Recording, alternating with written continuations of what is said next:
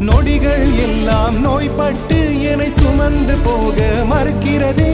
மொழிகள் எல்லாம் முடமாகி என் மௌனத்தை கூட எரிக்கிறதே. சுவாசிக்க கூட முடியவில்லை, என்னை வாசிக்க மண்ணில் எவருமில்லை. என்னை எனக்கே பிடிக்கவில்லை காரணம்